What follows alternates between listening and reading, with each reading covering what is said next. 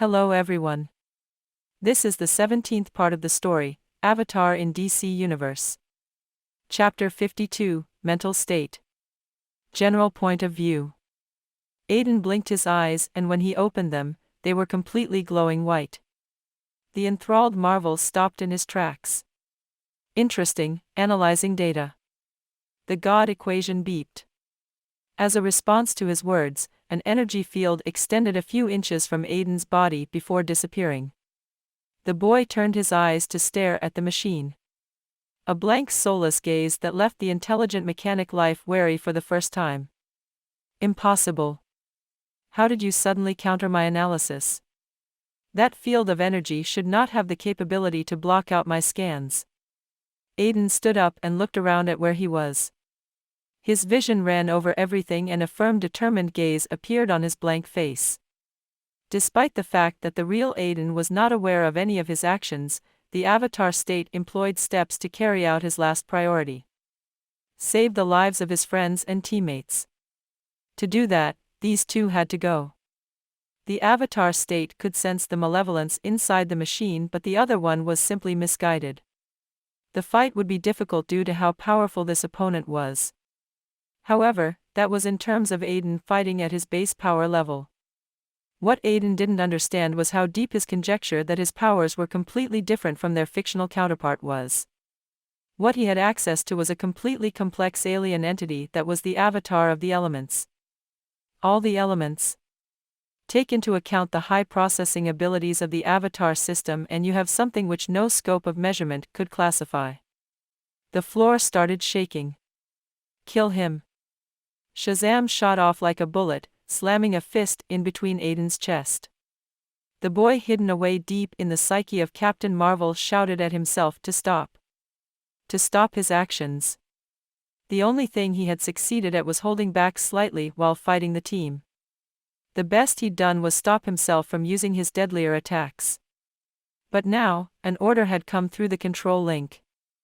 An order that Billy Batson could refuse, but not Captain Marvel. It was only due to the mystic element in his powers that he was even able to see what he was doing.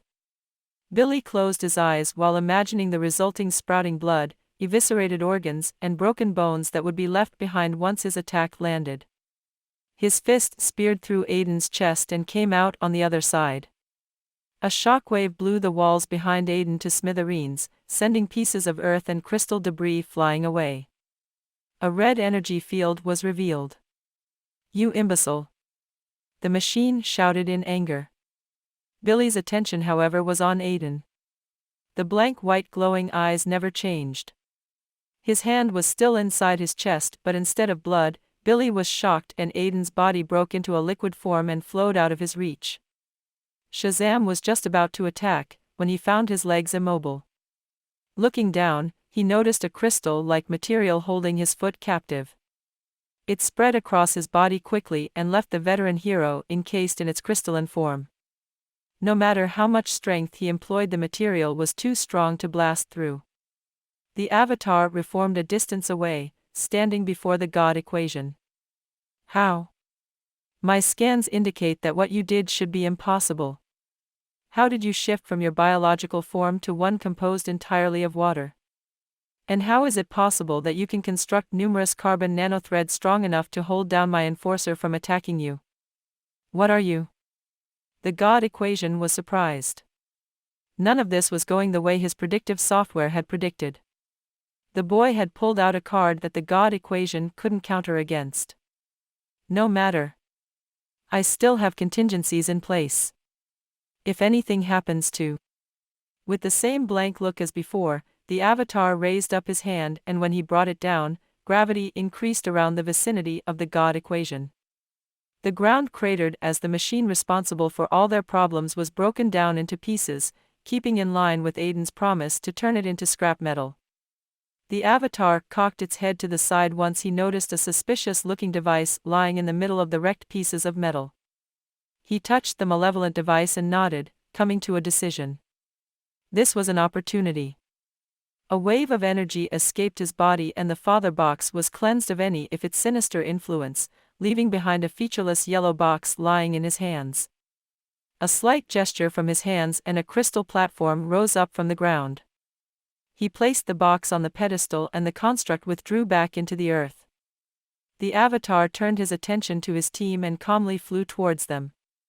The energy fields of the pods holding them captive shut off before his power, and a slight static shock woke them all up barring Artemis and Kid Flash. "Ugh, what happened?" Miss Martian asked while stumbling up. She sucked in a deep breath and widened her eyes as she remembered the fight with Captain Marvel. "Superboy. Aqualad. Are you both all right?" She turned to look for them, but her attention was overtaken by Aden, who was floating above them all, with white glowing eyes and an expressionless look on his face. "Maelstrom?" She tried to reach out telepathically but hit a wall on his mind. Instantly, Miss Martian felt the mood change. An aura of derision escaped Aden, who was now staring down at her like a god about to pass judgment. A heavy feeling settled down upon her body and Miss M found it hard to breathe. A feeling of pain and weakness overcame her as heat increased. Miss Martian groaned while falling to the ground. What was happening?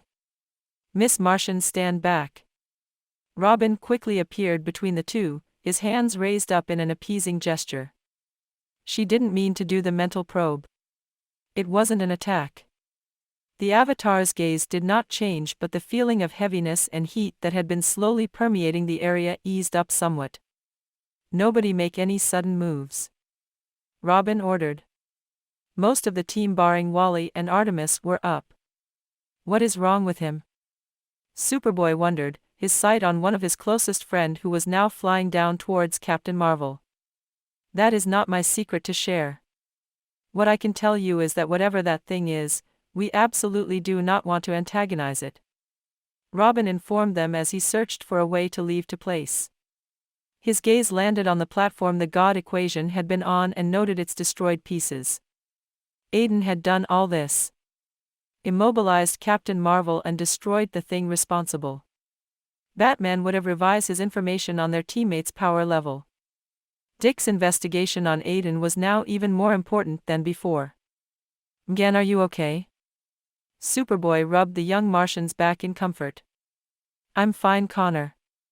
Aden, his mental state feels so weird. It's like the real one is asleep but still awake. Whatever we're seeing is not an entity taking over his mind. It's an extension of him, yet not a split personality. Aqualad finished checking up on the others and turned to his team. "We will figure everything out after we've left this place. For now, keep your guard up against Maelstrom. He seems to recognize us, but this is a side of him we have never seen before." Everybody awake nodded. The avatar, on the other hand, brought his hands on Shazam's forehead and placed the other one on his chest. A surge of blue ethereal energy along with flakes of golden power, very similar to Dr. Fate's, escaped him and washed over everything present in the room. Robin instantly felt his injuries stop hurting and his mind regained its clarity. The physical exhaustion that had plagued him disappeared and he shared a brief look with the rest. Kid Flash and Artemis came to with a groan. Before they could say anything else, however, the light of a boom tube covered each and every one of them and teleported them out. The last glimpse Robin got of the chamber was Aden's raised hand. The team stumbled out into the watchtower, greatly surprising Lantern Stewart. He stood down, seconds away from attacking them, and brought his fingers to the earpiece. "Stewart, to all teams, we found them. We found the junior team. Elsewhere." The footage came to an end when Maelstrom cleansed the father box, removing Lexa's control over it. "I stand corrected, Luther. This plan was not without its merit. We might have lost the father box, but we gained something more valuable in the process," Vandal Savage stated while smiling. "I agree. Though, I was not expecting this level of power from him.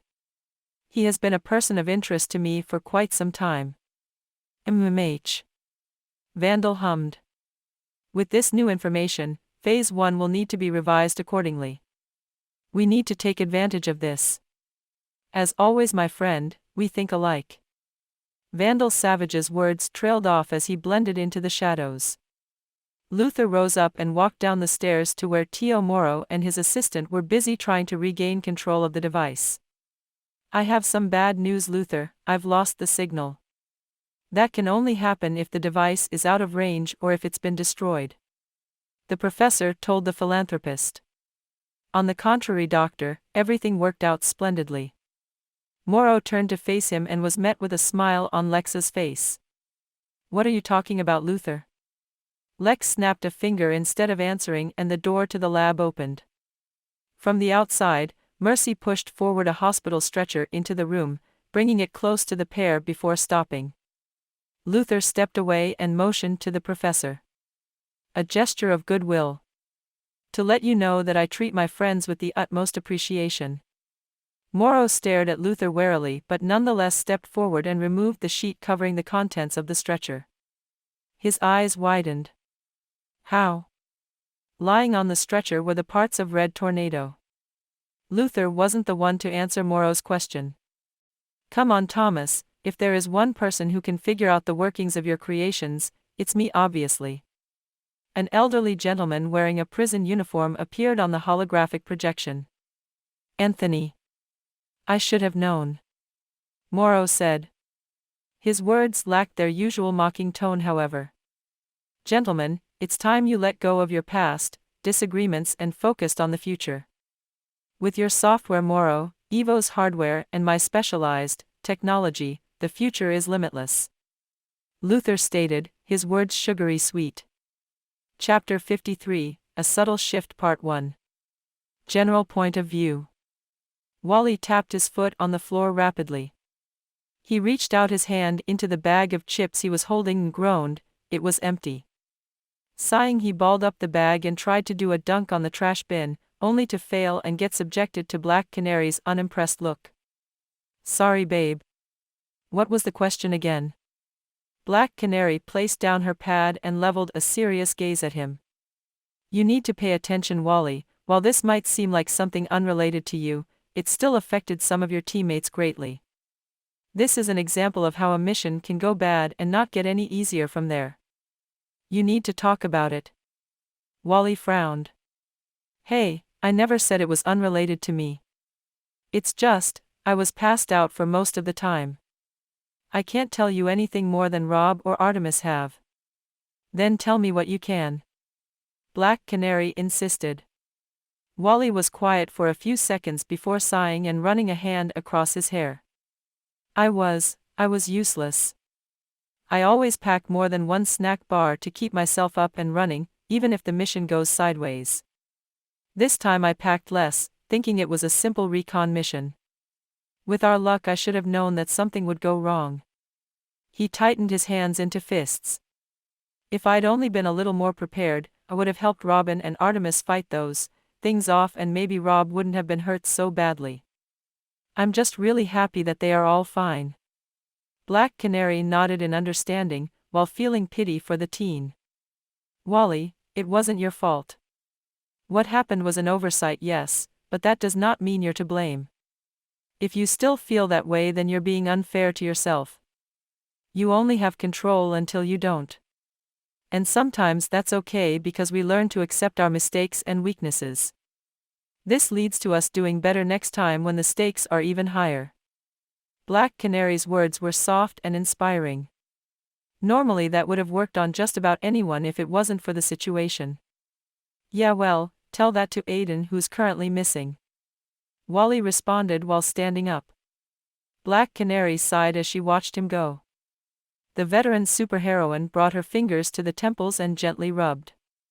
Things hadn't been easy ever since the team had teleported into the watchtower from wherever they had previously been at.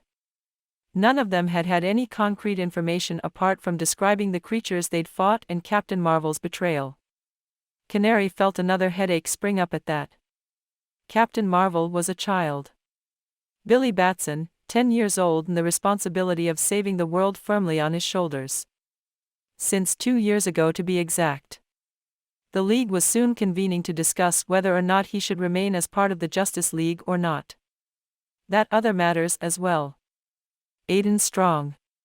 Canary had grown closer to the boy, she had even mentored him on how to use his sonic abilities. But now he was missing. On a lesser note, the rest of the junior team also knew about his other side. None of them were saying anything at the moment, but she expected that Aden would face some questions once he got back. If he ever, Canary squashed that thought and tapped her earpiece. Partly to distract her from the grim thoughts. It's less than I feared, but more than I had hoped. All of them are scarred by the whole incident. Guilt being the common feeling they all share. Batman uncharacteristically sighed from his end. His usually stoic attitude was broken by the implications of just how badly the mission had gone. Don't worry. He is a strong kid. Wherever he is, I'm sure he's doing okay. Black Canary tried to comfort and ease what he thought was Batman's worry for Aden. I am concerned about his well-being, but that is not the problem. The problem is that the whole dome disappeared at exactly the same time the others appeared inside the watchtower. Everything points to him being responsible. Taking into account his mental state at that time. You're worried that the other side of him might take advantage of the dome in some way or other. Exactly. None of our attacks had any outward effect on that shield of energy. That kind of technology should not be in anyone's hands, let alone a teenager with a split personality and access to as much power as Maelstrom does. Batman's tone was clinical as usual and his words logical. Then I guess we just have to find him before anyone else does. All of our questions will be answered then. Canary still held out hope that the situation would blow over. The thing she didn't want to voice was the possibility that they didn't get to Aden first. The kind of power he possessed currently and the resource he held in his hands, if Batman's theory was to be believed, tended to attract those with nefarious intent. Aden's point of view. When I came to, it was on the floor of the Watchtower's hall. My body had slammed onto the table of the Justice League Hall before Wonder Woman, an effect from the forceful teleportation. By Hera. The beautiful Amazon had shouted in shock and brandished her sword at me. Diana, wait. Captain Atom, who was the closest to her, stopped her before she could probably split me into two. Amazons were violent. Especially started ones. Flash instantly blitzed over to my side and helped me up as I groaned at the muddled feeling in my head. You're okay. You're gonna be fine. He told me while stopping me from falling down to the ground. Welp, I now knew the effects of using the avatar state for too long. It left me feeling weak and dizzy. My feet touched the ground and I was led to a lone chair, in between Superman and Green Arrow. I took note of that but didn't ponder why there were two empty chairs along the table. With most of the League present, this didn't seem like an absent with permission sort of thing. Most of the League was standing up and in various stances of readiness. Anyone else think that this is a sign? We were just discussing about him and he just so happens to fall from the sky? This is how we get our answers. Arrow started off just as Barry sped off and came back with a glass of water. I held the glass in my hand and gulped it down. Are you seriously suggesting we question him when he's like this? Look at him, he can barely say a thing. We should let him rest and convene again at a later date once we find out more. Black Canary suggested and most of the Leaguers nodded in agreement. We still have the matter of Red Tornado to discuss. Flash, can you get Maelstrom to one of the rooms in the watchtower? On it, Soups. The Flash said and suddenly disappeared while carrying me. Once we stopped, I stumbled out of his hold and heaved, feeling sick from the fast speed. I heaved at the garbage bin on the corner of the room. Sorry, kid. It's usually like that for everyone at first. He started off, looking sorry. Rest up. I'll be over in a while with something for you to eat. I doubt you've had anything for the past 24 hours. Now that he mentioned it, my stomach grumbled in hunger. The Flash chuckled and left. I went to the bathroom and threw water on my face. 24 hours? What the heck had happened? The last thing I remember was giving control over to the avatar state and then nothing. I took a deep breath and released it slowly. I hoped the rest were okay. Judging from Flash's usual exuberance, I would say that nothing too bad had happened and that the rest were probably fine. I went back to the bed and sat on it, patting it a little. "Hello, old friend. I hope you're happy to see me again." This room was the same one I had used the last time I'd been on the watchtower. I'd never thought I'd find myself here again, but this just shows that the future is unpredictable. Flash came back with a plate of spaghetti and meatballs and a can of Pepsi and left me to my devices. I devoured the food and sent a word of prayer for the chef because of how goddamn good the meal was. After doing that, my expression shifted to a serious one. For starters, I maximized the display icon in my vision and read over the information detailed on it. Firebending was already unlocked with a beginner tagged at the end, but my vision was drawn somewhere else. Training points, 5. Wait. 5? Only 5 training points for that absolute fuckfest of a mission? I swallowed down my disappointment and decided to check out the training database for which character I could purchase for 5 training points. A yawn escaped my mouth and my priorities were shifted. What I needed and wanted to do was sleep. Despite being completely out of it during the avatar state, I felt mentally exhausted. My head hit the pillow and I passed out without a second thought. General point of view. My scans indicate remnants of the same energy signature from the alien dome slightly coming off of him. Not enough to cause any long-term effects, but enough that I picked up on it. Hal told the Collective League members. Batman stood up at the head of the table. Then let us conclude this discussion. Who agrees to keep Aden Strong suspended from the team, until we have clearly understood where he was for the last 10 hours and decided if his mental state puts the rest of them at risk? Let us put it on vote. General point of view. This seems like a bad idea, Mgan said while floating in the air. The rest of the team was gathered around Robin, who was busy trying to break into Aden's room. It is. Calder agreed. A huge breach of trust, in fact. But Mgan, we need answers, especially considering what we saw inside that place. Aden hiding such a huge secret from the rest of us not only put us in a lot of danger but also compromised the trust between allies. That doesn't make it okay. No matter how any of us try to justify it. It's still going behind his back. Artemis said while crossing her hands. Out of everyone around, she felt the most uncomfortable. Not only because of her apparent like for the dark-skinned hunk but because of her own secret. A secret only Aden knew and had decided to keep quiet about. What she was allowing felt like a betrayal. She's right. We're going too far. Aden still deserves a right to his secrets. He hasn't done anything bad to deserve us breaking into his room to investigate him. Connor backed the 2 girls. I'm sorry, but personally I want to know who I'm working with. Who is watching my back, and Aden hasn't exactly been forthcoming about himself. Wally countered while shrugging.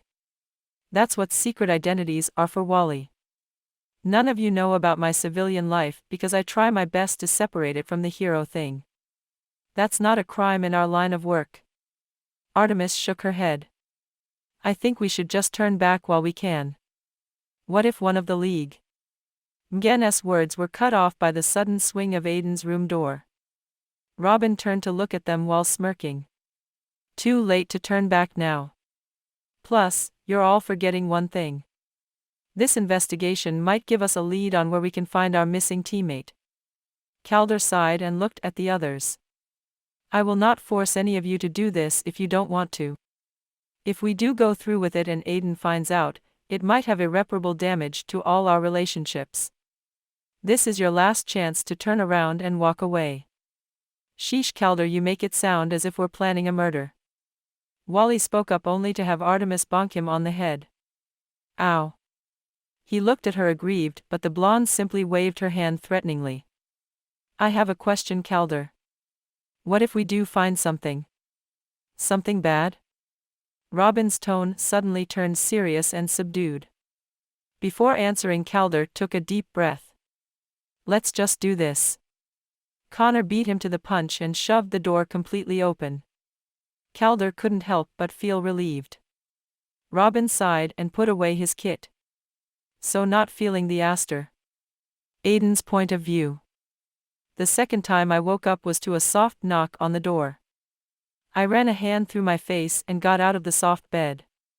Clearly the League had not spared any expense to make all their stuff the best quality. My steps carried me to the door, and once it opened, I came face to face with the Dark Knight himself.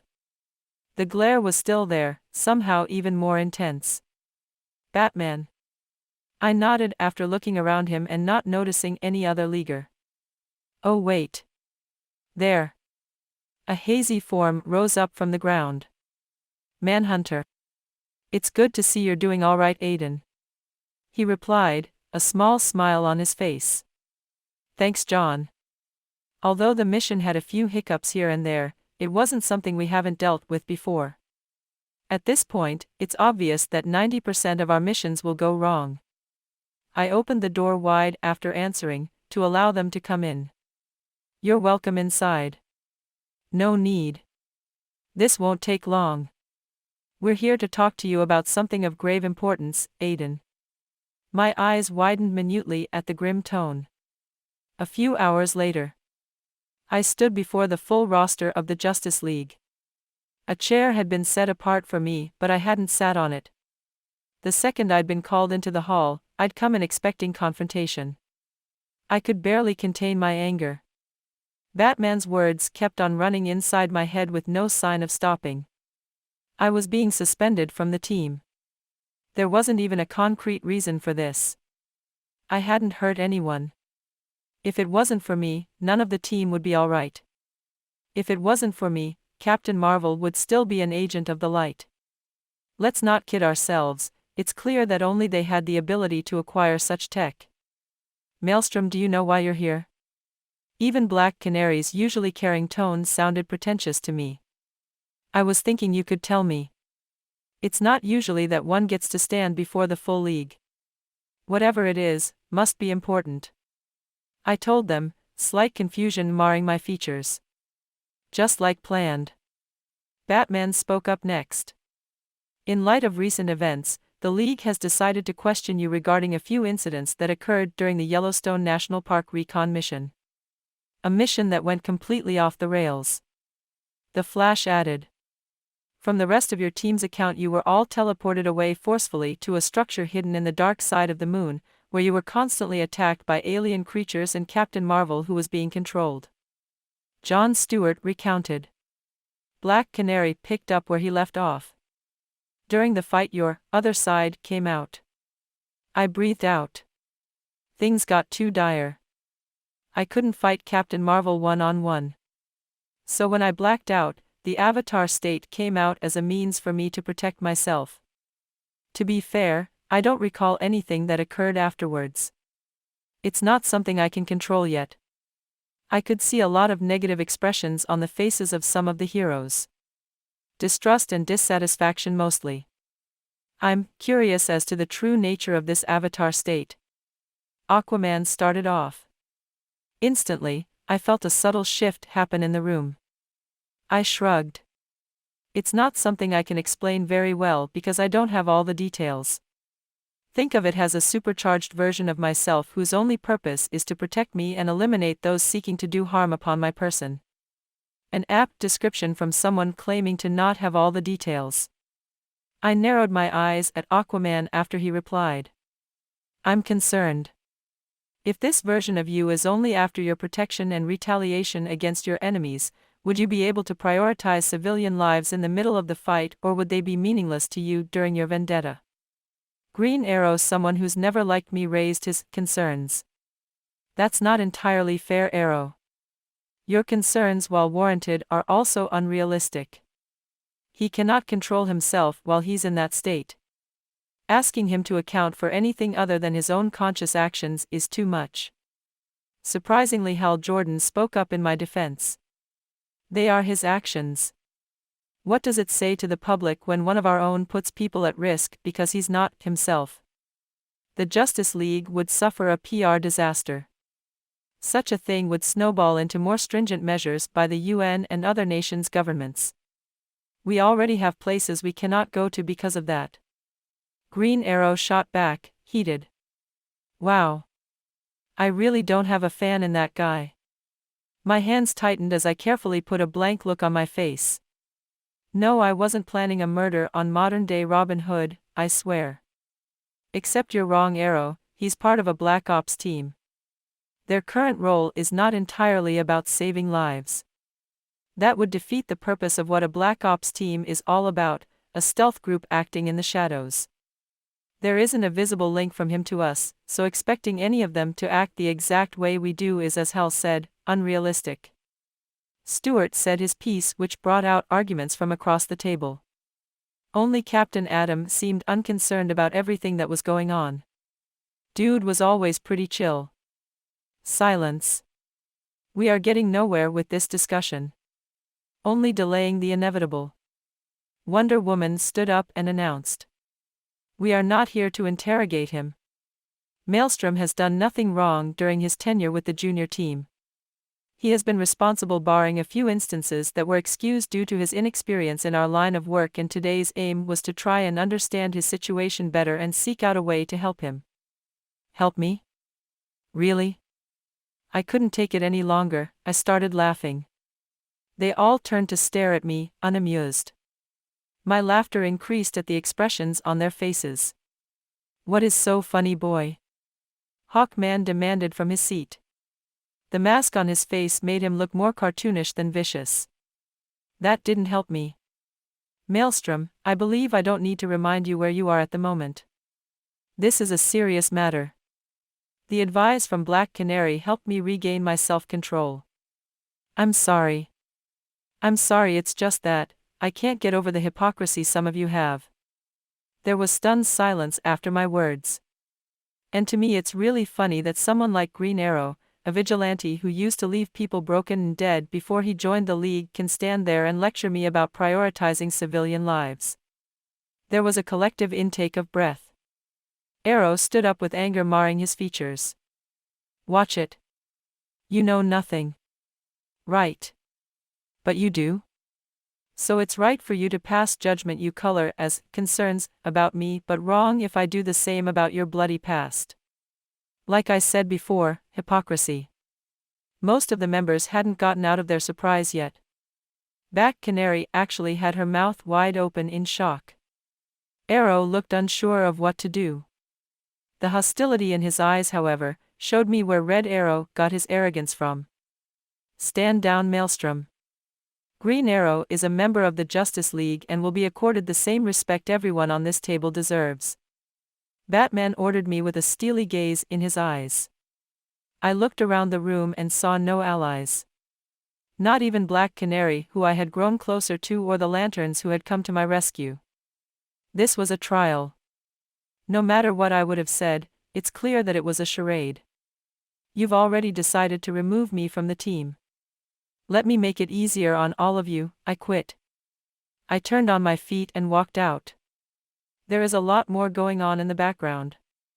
This marks the end of part 17 of the story, Avatar in DC Universe. Thank you for listening. Please like the video and hit the subscribe button to listen more. Hit the bell icon to get notified of all the new content uploaded to the channel ASAP.